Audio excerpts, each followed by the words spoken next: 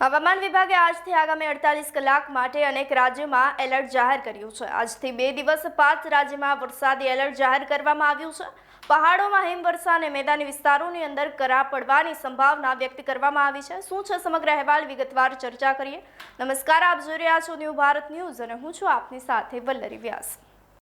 ઉત્તર ભારતના હવામાનમાં ફરી એકવાર મોટો પલટો આવવાની શક્યતાઓ રહેલી છે। હવામાન વિભાગે આજથી આગામી 48 કલાક માટે અનેક રાજ્યોમાં એલર્ટ જાહેર કર્યું છે। વેસ્ટર્ન ડિસ્ટર્બન્સ સક્રિય થવાને કારણે દિલ્હી, પંજાબ, હરિયાણા અને રાજસ્થાનમાં વરસાદ તો આ તરફ પહાડી વિસ્તારોમાં એવા જમ્મુ કાશ્મીર, હિમાચલ અને ઉત્તરાખંડમાં પણ ભારે હિમવર્ષા થવાની સંભાવનાઓ રહેલી છે।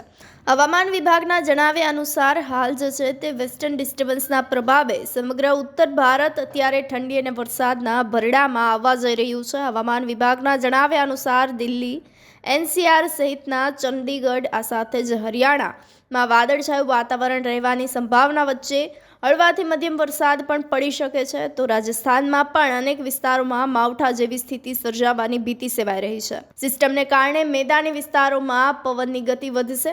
તાપમાનમાં ફરી એકવાર ઘટાડો નોંધાશે। ખાસ કરી પંજાબ, હરિયાણાના 10 જિલ્લામાં આંધીની સાથે સાથે કરા પડવાની સંભાવના વ્યક્ત કરવામાં આવી છે। મેદાની વિસ્તારમાં વરસાદની આગાહી વચ્ચે પહાડી રાજ્યોમાં કુદરતનો પ્રકોપ જોવા મળી શકે છે। જમ્મુ કાશ્મીર, આ સાથે જ હિમાચલ પ્રદેશના ઊંચાણવાળા વિસ્તારોમાં ભારે બરફવર્ષા થવાની શક્યતાને પગલે પ્રવાસીઓને સાવચેત રહેવા સૂચન કરાયું છે।